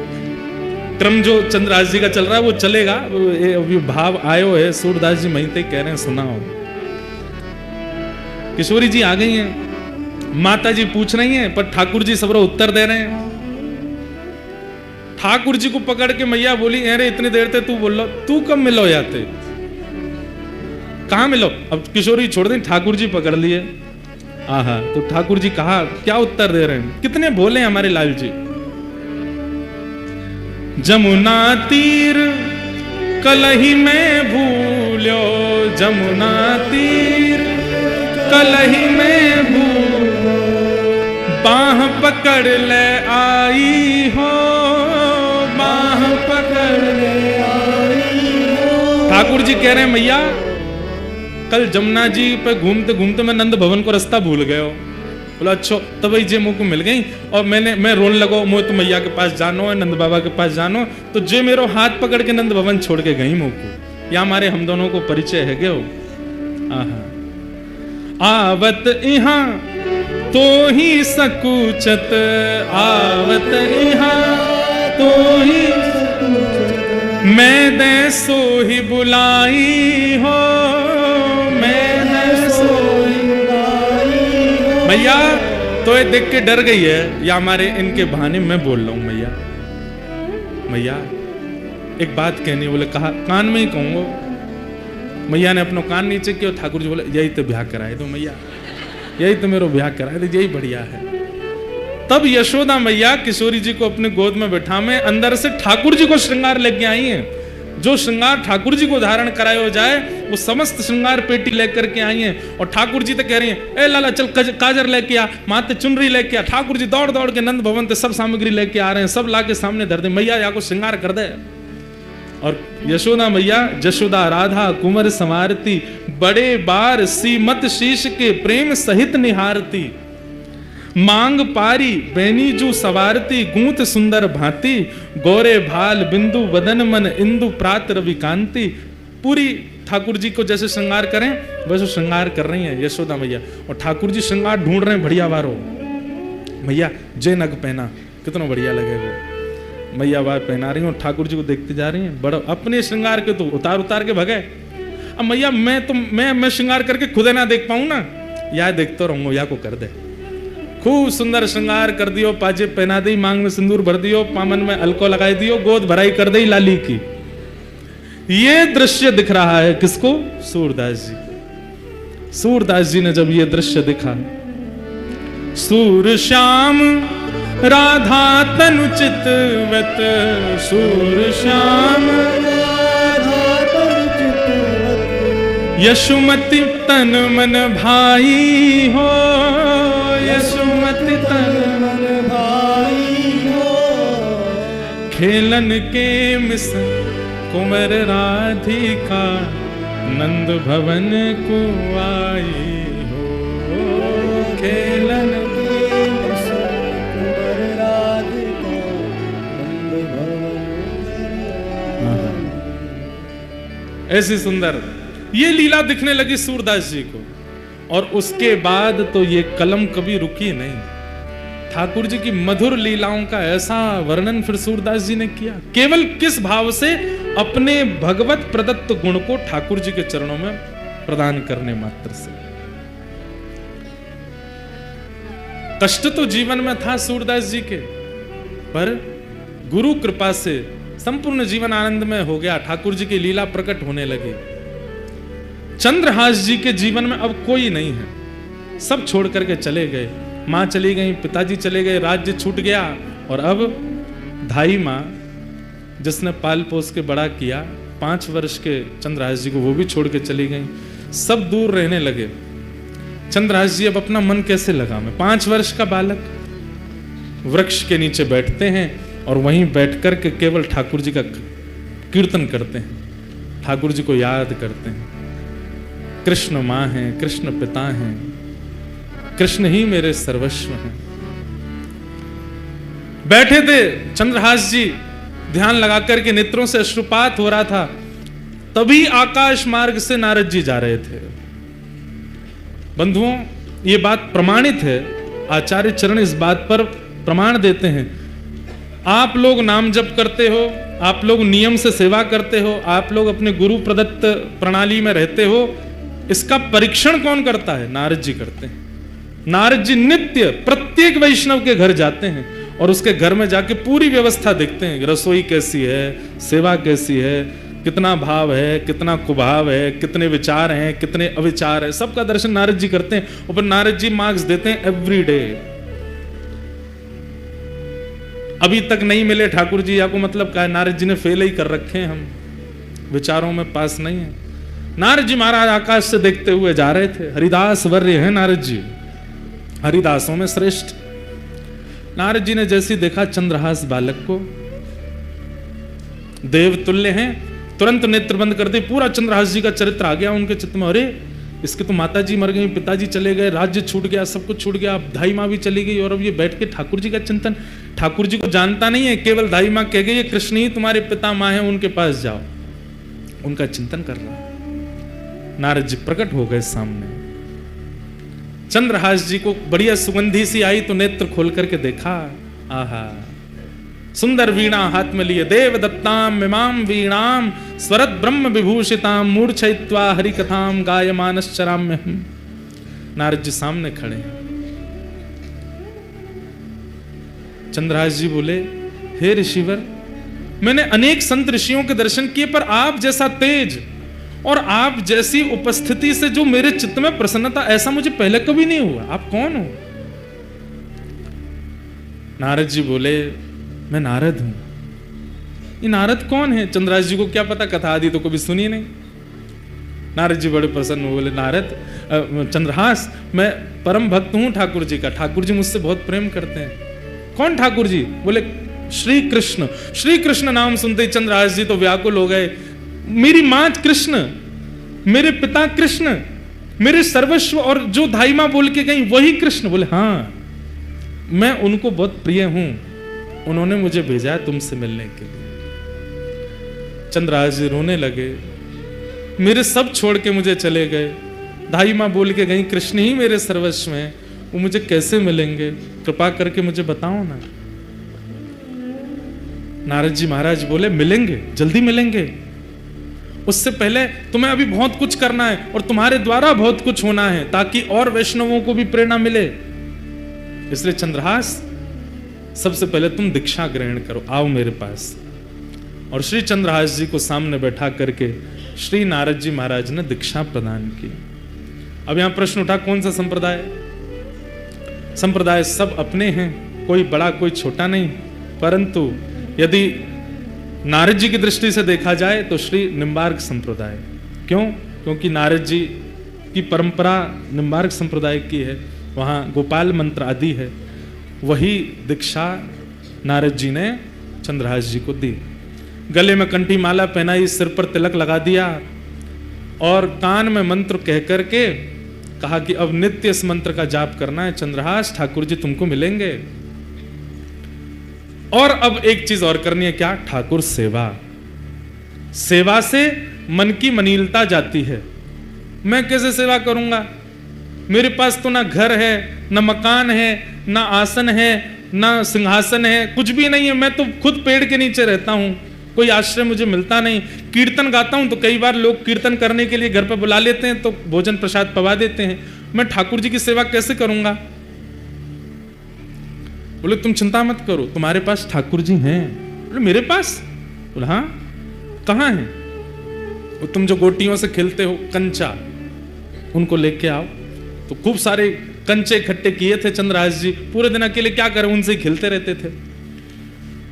उन्हीं कंचों में एक बहुत सुंदर श्याम वर्ण के वो शालिग्राम जी थे, और उनको भी रखा था। नारद जी ने ढूंढ करके कंचों के बीच में शालिग्राम जी निकाले, बोले ये हैं, ये ठाकुर जी हैं। चंद्रहास, अब इन्हीं की सेवा तुमको करनी है।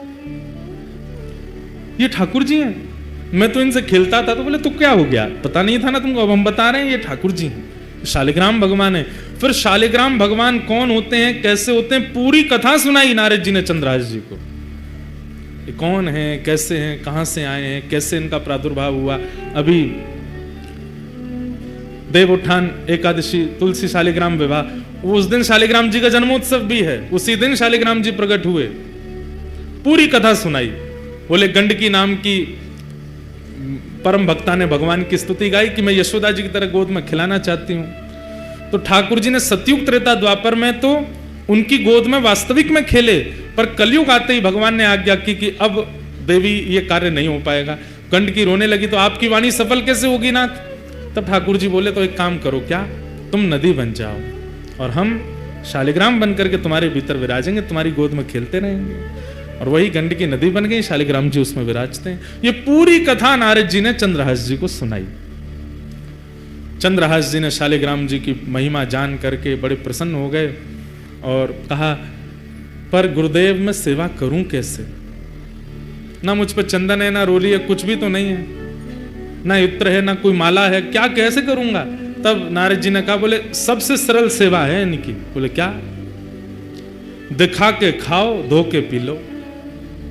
जो भी खाना है इनको दिखा के खाना है, और जो भी पीना है इनको उसमें धो करके ही पीना। उस समय चाय आदि तो कुछ होती नहीं थी, दूध था और पानी था, और जब दूध पियो तो इनको धो दो, जो बचे उसको पी लो, जब जल पियो तब भी इनको धो दो, पी लो, और जो भी पाओ इनको दिखा के खाओ। अब सुनिएगा कितने सरल हैं चंद्रहास जी। चंद्रहास जी बोले मुझ पे तो जेब भी नहीं है, मैं इनको कहां लिए घूमूं। नारद जी बोले अब तुम देख लो, अब हमने तुमको सेवा बता दी है, तुमको जैसे रुचि लगे, तुम्हारे पास जब भी गोटी बन के खिल सकते हैं तो जैसे तुम रखोगे वैसे रह भी लेंगे। सोई चंद्रहास जी ने शालिग्राम जी मुंह में धर लिए। बोले गुरुजी ये बढ़िया है। बोले क्या? जो भी खाऊंगा इनको दिख करके ही पेट में जाएगा, जो भी पीऊंगा धुल करके ही पेट में जाएगा। आप लोग ऐसा मत करना, कहीं आप ऐसे करो। जैसे ही मुंह में शालिग्राम जी रखे, नारद जी के नेत्र सजल हो गए। वाह भैया शालिग्राम, इस ब्रह्मांड में दो ही हुए जिन्होंने मुंह में शालिग्राम रखे, या तो गोपाल जी या चंद्रहास। या तो गोपाल जी ने मुंह में ठाकुर जी रखे। आज भी कहते हैं कि वो गोपाल शालिग्राम जी विराजमान है व्रज में। कई लोग बोलते हैं व्रज में विराजमान, कई बार उन पे दो दतुइयां भी गड़ी हुई हैं, ठाकुर जी काट गए उनको, दो दांत भी बने हुए हैं। नारद जी ने हृदय से लगा लिया, वारे चंद्रहास तेरी भक्ति बहुत सुंदर। छोटे से शालिग्राम जी को अपने मुंह में रखते हैं चंद्रहास जी, जो भी खाते हैं उस खाई हुई वस्तु को शालिग्राम जी देख लेते हैं, पा लेते हैं। मुंह में लेके वस्तु कहते हैं, है शालिग्राम देख लो का खा रहा हूं, पा लेते हैं। जब जल पीते हैं तो शालिग्राम जी का स्पर्श होके चला जाता है। ऐसे चंद्रहास भक्त। नारद जी ने उनको पूरी विधि बता दी, भजन कैसे करना है, नियम कैसे करना है, जप कैसे। एक बात बंधुओं याद रखो, गुरु के वचन अटल कर मानो। अगर गुरुदेव की आज्ञा हो गई कि 4 बजे उठना है, तो भले ही आपकी हिम्मत नहीं होती है, उठना शुरू कर दो। 4 बजे उठने मात्र से ठाकुर जी मिल जाएंगे। गुरु जो आज्ञा कर दें, जैसी आज्ञा कर दें, बस उस पर अटल विश्वास कर लीजिए। गुरु के वचन अटल कर मानो, साधु समागम कीजिए, मन रे कृष्ण नाम कह लीजिए। जब गुरु के वचनों के प्रति हमारा अविश्वास हो जाता है ना, ठाकुर जी भी फिर दूर हो जाते हैं। गुरु के वचन अटल कर मानो, गुरु आज्ञा पर कोई संशय मत करो, संदेह मत करो। नारद जी महाराज ने समझा दिया सब, खूब प्रेम से अपने गाल में रखते, सेवा करते। फिर नारद जी ने कुछ व्यवस्था बता दी, तो फिर मुंह में एक आध दिन ही रखे, फिर नारद जी ने आगे कुछ व्यवस्था कर दी, तो वैसे रखते थे। पर कथा प्रसंग ऐसे ही कि उन्होंने मुंह में ही धर लिए थे पहले। अब चंद्रहास जी बड़े प्रेम से सेवा में लग गए ठाकुर जी की। बंधुओं, संत कौन है? बसंत ऋतु की तरह है। ऋतुओं में सर्वश्रेष्ठ बसंत ऋतु होती है, पूरे पृथ्वी को हरा भरा कर देती है। परंतु बसंत ऋतु से पहले पतझड़ जरूर आती है। इसका मतलब क्या है? संत जीवन में आपके प्रसन्न अवस्था में आ जाएं, बहुत सब कुछ अनुकूल है, तब संत का आगमन हुआ, तो अभी मत समझना बसंत आई। पर सब हार गए, टूट गए, सब छूट गया, बिल्कुल विचलित स्थिति हो गई जीवन की, उसके बाद अगर संत आए तो समझो अब बसंत आई है, अब हरियाली आवेगी, कृष्ण नाम आवेगा, कृष्ण जीवन में आवेंगे, सब आनंद में हो जाएगा। इनकी कृपा से सब मंगल में होगा। चंद्रहास जी के जीवन में बहुत संकट आए, पर नारद जी जब से आए, ठाकुर जी जब से दे गए, तब से चंद्रहास जी बड़े प्रसन्न रहने लगे। अब आगे एक घटना घटती है। दृष्ट बुद्धि नाम का जो मंत्री था, चंद्रहास जी का चरित्र खूब बड़ा है, हमको तो ये संशय कल भी पूरा हो पाएगा कि नहीं, पर आप लोग सुनो, अधूरा रह जाएगा तो फिर से आ जाएंगे दंडी स्वामी जी के यहाँ सुनाने। पर पहली बार सुना रहे हैं, बिल्कुल नया चरित्र है, इसलिए बहुत ध्यान से सुनो, बहुत अद्भुत है। चंद्रहास जी सेवा करते हैं ठाकुर जी की, और बस प्रार्थना जैसे गोपाल भट्ट जी करते हैं कि हे नाथ,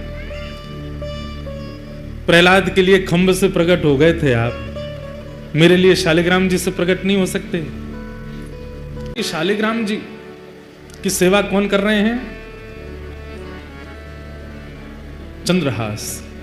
और नित्य प्रार्थना करते हैं कि जैसे आप सबके लिए प्रकट भय नाथ, मेरे लिए कब प्रकट हो गए? ठाकुर जी से निवेदन करते हैं, वंदन करते हैं, प्रार्थना करते हैं।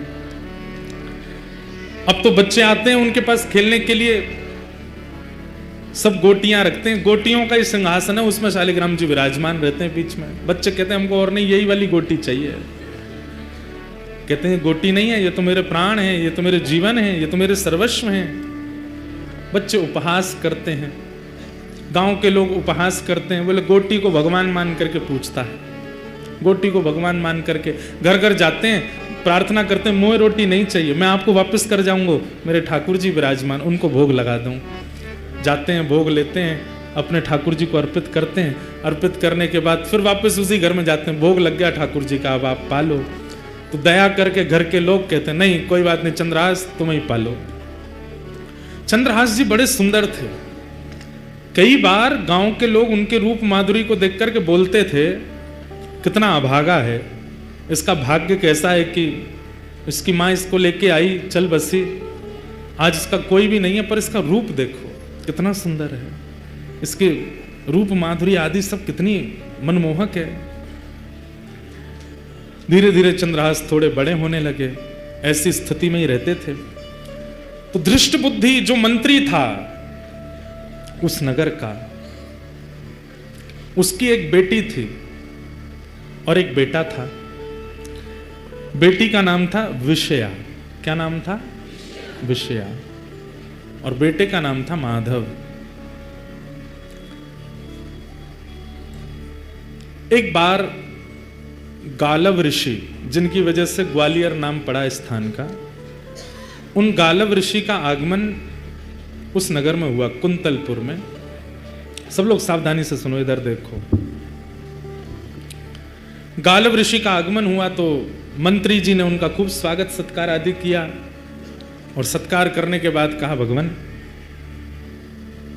पुत्र की मुझे चिंता नहीं है, पुत्र तो मेरा माधव बन जाएगा कुछ ना कुछ, पर मेरी बेटी बहुत सुंदर है, बहुत गुणवान है, इतने अच्छे अच्छे गुण किसी पुत्री को प्राप्त नहीं होते जैसे मेरी पुत्री में। आप कृपा करके इसकी जन्म कुंडली या इसकी हस्तरेखा देख करके बताओ इसका भविष्य कैसा होगा। और मुझे सबसे बड़ी चिंता तो है, मैं बोल नहीं पा रहा हूं, पर इसका पति कौन होगा, किससे इसका ब्याह होगा। गालव ऋषि बोले लाओ दिखाओ। जैसे ही विषया का हाथ देखा, हाथ देख करके उसकी पूरी कुंडली आदि सब बना करके गालव ऋषि बोले धृष्ट बुद्धि तुम्हारी पुत्री को परम सुंदर पति प्राप्त होगा, बहुत सुंदर, उसको देख करके सब न्योछावर हो जाएंगे, इतना सुंदर स्वरूप उसका होगा, ठाकुर जी जैसा स्वरूप होगा। सुन करके पूरा नगर प्रसन्न हो गया, सब घर के लोग प्रसन्न हो गए, आनंदित हो गए, वाह सुंदर वर मिलेगा। कन्या वर्यते रूपम, शास्त्र आज्ञा करते हैं। वो बात अलग है कि धन के कारण ब्याह करना पड़ता है, संपत्ति के कारण ब्याह करना पड़ता है, परिवार के प्रेशर में ब्याह करना पड़ता है, लेकिन अगर स्त्री से पूछो तो कन्या वर्यते रूपम, उसको रूप ही चाहिए। पतिदेव जो है हमारे सुंदर हो, जो भाई लोग थोड़े सुंदर नहीं है वो उदास नहीं हो जाना, मायूस नहीं होना।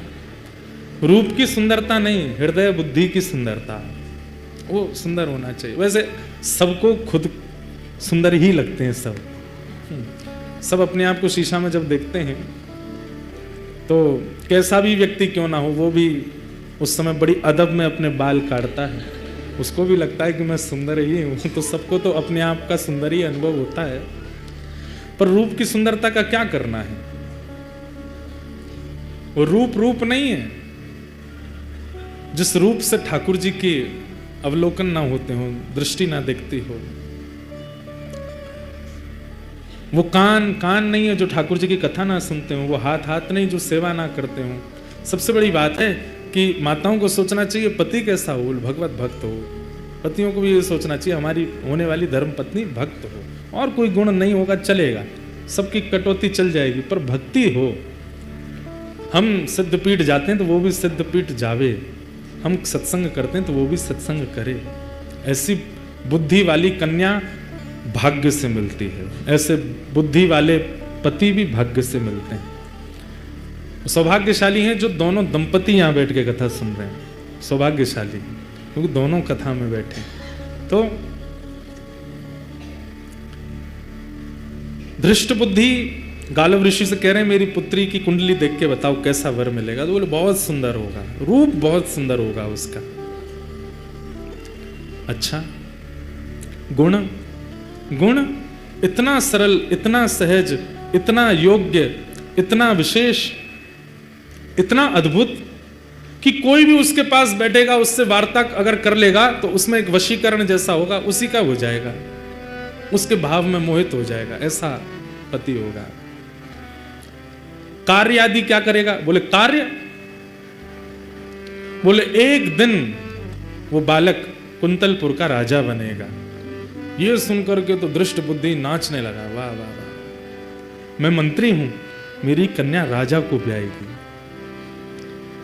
ब्याह के बाद राजा बनेगा, ब्याह से पहले नहीं। बोले कभी बन तो जाएगा ना राजा? बोले हाँ राजा बनेगा, राजा से ही ब्याह होगा। बोले अच्छा, और बताइए, और बताइए। गुण गुण बताते गए। बोले गालव ऋषि बोले सब गुण ही गुण हो ऐसा नहीं होता, कुछ अवगुण भी होते हैं। बोले अवगुण बताओ।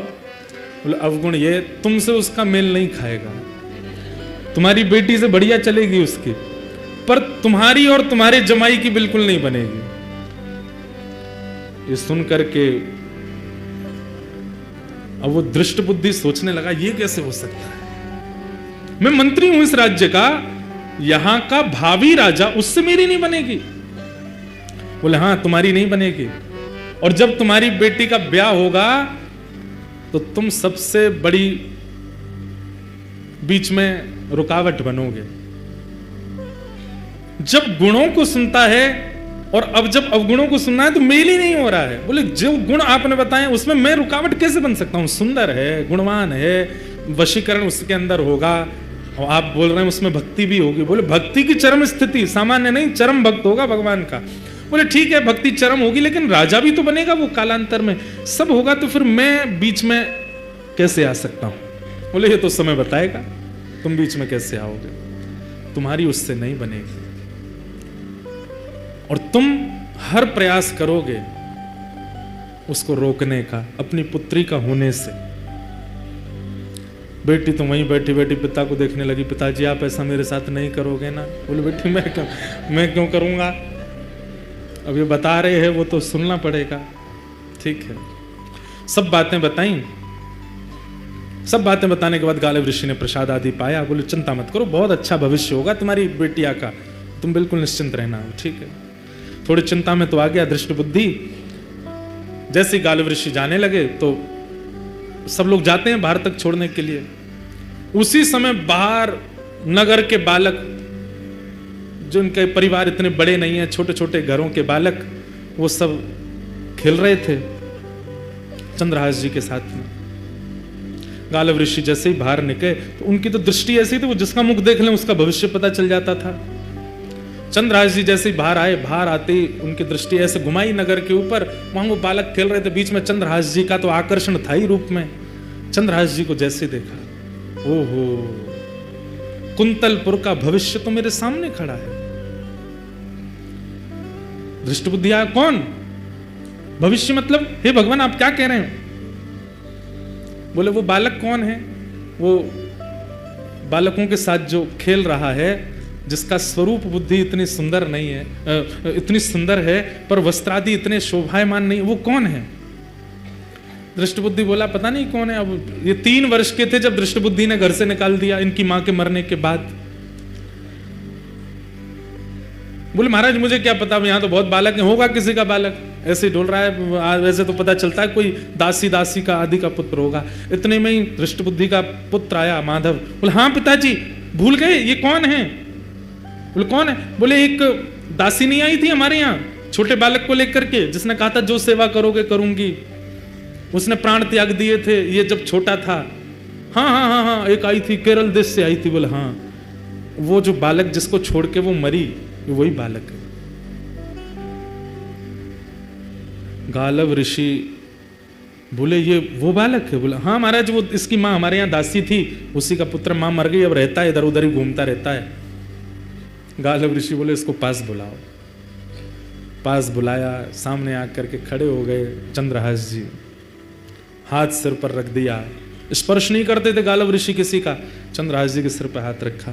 बोले कुंतलपुर का भावी राजा है, इस नगर का राजा होगा। सुन करके दृष्ट बुद्धि बोला आप क्या बोल रहे हैं? इसकी माँ का पता नहीं, पिता इसके है नहीं, परिवार कोई है नहीं, ये राजा कैसे बन सकता है? राजवंश का राजकुमार राजा बनेगा? बोले मैंने जो बोल दिया वो होगा। और सुनो, देख लेना प्राण नहीं निकल जाए ये बात सुन के तुम्हारे। बोले क्या? तुम्हारी बेटी का भी इसी से ब्याह होगा, तुम्हारी बेटी विषया का इसी से ब्याह होगा, यही तुम्हारा जमाई बनेगा। सुन करके दृष्ट बुद्धि मूर्छित हो गया। गालव ऋषि की बात दृष्ट बुद्धि के दिमाग में नहीं बैठी। उठ करके खड़ा हो गया दृष्ट बुद्धि। और अब स्थिति हो गई, अभी अभी बता के गए हैं कि तुम विपरीत हो जाओगे, तुम सबसे बड़े अनर्थ का कारण बनोगे, तुम हर प्रकार से रोक टोक करोगे, आदि आदि सब बता के गए हैं। और ये भी बता गए कि यही तुम्हारे जमाई हैं आने वाले। अब उठ करके खड़ा हुआ, जैसे ही देखा चंद्रहास को, फटे से कपड़े पहन रखे थे, धूल मिट्टी लगी पड़ी है, सोने का ठिकाना नहीं, बाल कब से धोए नहीं, जटा बन गए हैं। और अपनी पुत्री को देखे विषया को, ये नहीं हो सकता, असंभव है, ये मैं होने नहीं दूंगा। भीतर चलो, बच्चों को भीतर ले गए, किवाड़ बंद कर दी। गालव ऋषि अपना कहका करके सब चले गए वहां से। अंदर आते ही विपरीत प्रवचन करने लगा। बोले ऋषि जनों की कोई बुद्धि तो होती नहीं है, सठिया गए हैं, ऐसे कुछ भी बोलते हैं और ऐसा कोई भाव नहीं है। और बेटिया तू चिंता मत करना, एक श्रेष्ठ राजकुल का बालक आएगा, उससे तेरा ब्याह करूंगा मैं। विषया बोली पिताजी, महाराज जी बोल के गए थे कि आप होने नहीं दोगे ब्याह, आप वही कर रहे हो। अरे उससे ब्याह कराऊंगा मैं तेरा, देखे उसके वस्त्र, देखे उसके कुल का कोई पता नहीं, आदि आदि सब बोलने लगे। बोले संतों की बात ज्यादा नहीं सुनते, और ये सब आपने ही सिखाया था पिताजी, घर में ऋषियां में तो उनके चरण धोना, उनको प्रणाम करना, माला पहनाना, सब करना। आज से सब बंद, कोई संत नहीं आएंगे, कोई ऋषि नहीं आएंगे, किसी की बात माननी नहीं, किसी को हाथ नहीं दिखाना, किसी को कुंडली नहीं दिखानी, और इसका तो मैं देखता हूं क्या करना है। और उसी समय से दृष्ट बुद्धि लग गए किसके पीछे? चंद्रहास जी के पीछे। एक प्रकार से चंद्रहास जी की जो कथा है वह भक्त चरित्र भी है और एक विशुद्ध प्रेम कथा भी है। अद्भुत कथा है, नारद जी सुना रहे हैं, अर्जुन और ठाकुर जी बैठ करके श्रवण कर रहे हैं। बंधुओं, जो अपनों पुरुषार्थ माने, जो अपनों सारथ माने। सूरदास जी महाराज आज खूब मुंह पे कृपा कर रहे हैं। सूरदास जी ही कह रहे हैं, होनी टारी ना हिटरे, होनी टारी ना हिटरे, होनी टारी ना हिटरे, होनी टारी ना। सूरदास जी कह रहे हैं, बोले जो होना है वो होके रहेगा, वो टल नहीं सकता। चाहे कोई कितना भी प्रयास करे, चाहे कोई कितना भी यत्न कर ले, जो ठाकुर जी ने मन में विचार कर लिया है वो होके ही रहेगा। अब यहां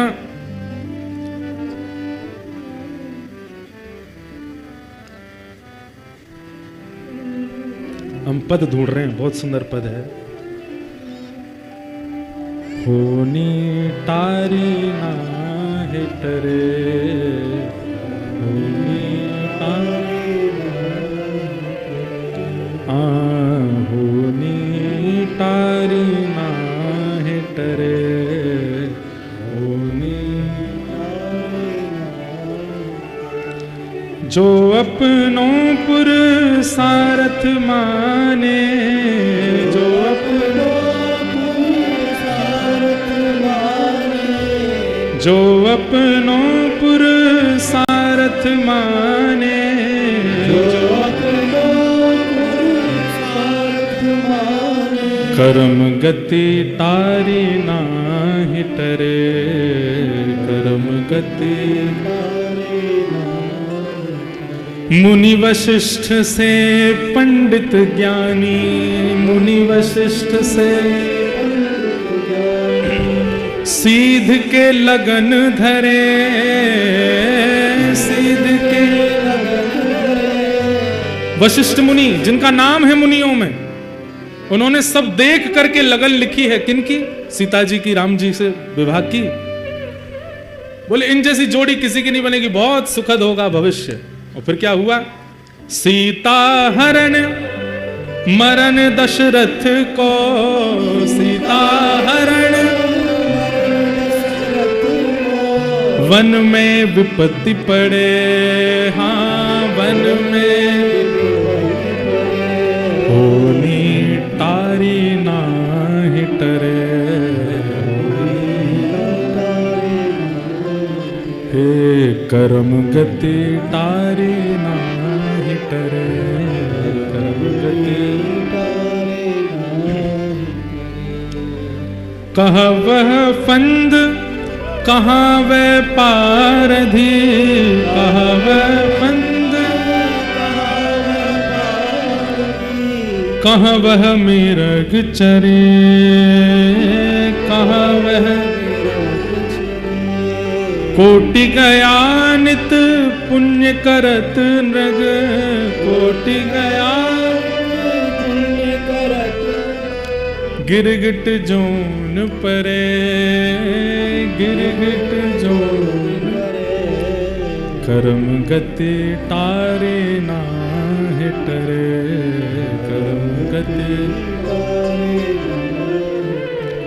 अब कई जगह भाव है कि सूरदास जी का भी पद है, कबीरदास जी का भी भाव है। कहत कबीर सुनो भई साधो,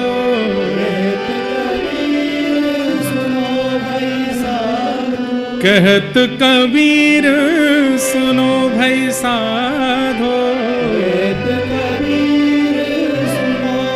क्या होनी हो के रहे, होनी हो के रहे, कर्म गति तारे नाहि टरे।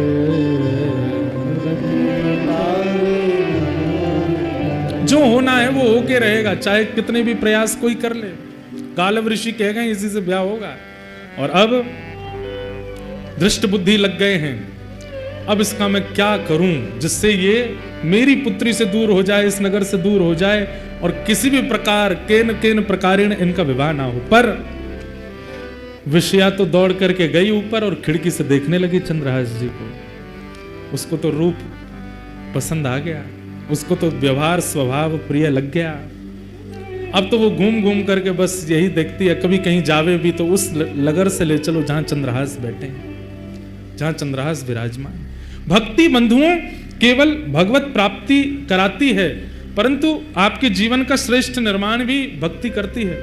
कितना सहा है। अब आप सोचिए, अगर कोई डायरेक्टर सोचे स्क्रिप्ट राइटिंग ऐसी किसी ने की नहीं लिखी होगी जैसी चंद्रहास जी की लिखी है। जीवन देखो कैसा है उनका। अब आगे उनका विषया से ब्याह होगा और वे कुंतलपुर के राजा बनेंगे, और कितने विक्षेप और कितने बीच में षड्यंत्र रचाए जाएंगे उनको मारने के, पर हर स्थिति में ठाकुर जी उनकी रक्षा करेंगे और फिर अंत में उनको भगवत दर्शन होगा। कैसे भगवान उनको प्राप्त होंगे, ये सब लीला कथा कल के सत्र में हम लोग सुनेंगे। आज चंद्रहास जी का पावन चरित्र यहीं तक हम लोग श्रवण कर रहे हैं।